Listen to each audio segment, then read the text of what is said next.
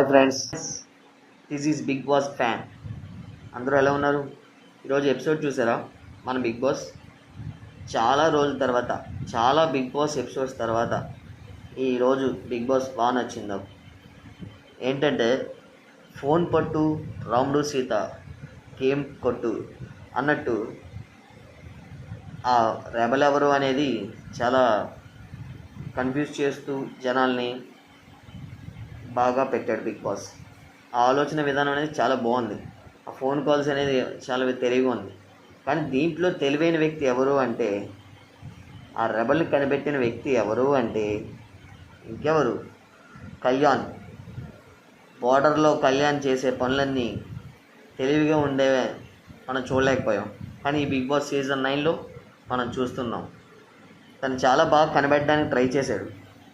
Already big boss hint కూడా phone మాట్లాడుతున్నప్పుడు ఇచ్చినట్టు కళ్యాణ్కి వెంటనే అపోజ్ పట్టాడు.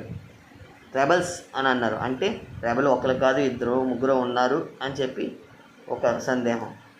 మళ్ళీ బిగ్ బాస్ రెండో టాస్క్ ఇచ్చినప్పుడు సుమన్ శెట్టి మిల్క్ తాగుతున్నప్పుడు అది కూడా లైట్గా కనిపెట్టాడు. కానీ వాళ్ళు తెలివిగా తప్పించుకున్నారు.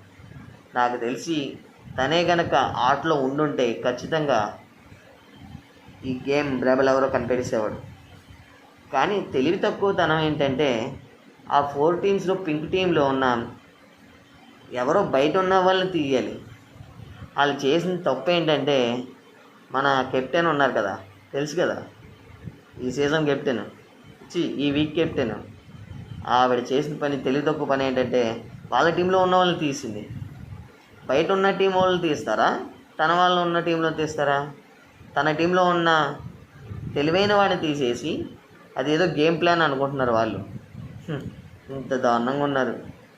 ఆలోచించి అది కూడా రివ్యూలు చెప్తుందంట. మరి బయట ఎలా చెప్తారో నాకు తెలియదు, నా అలాగే చెప్తారు అనుకుంటా. అందుకని అక్కడ అలా ఉన్నారు. విషయం ఏంటంటే, ఆ తెలివైన వాడే కళ్యాణ్. అతన్ని తీసేయడం వల్ల గేమ్ మారిపోయి అదే తను కనుక గేమ్లో ఉండుంటే ఇంకాస్త మ్యాజిక్ ఉండేదేమని నా అభిప్రాయం. మీరేమంటారు ఫ్రెండ్స్? కామెంట్ చేయండి. This is common man, Bigg Boss fan.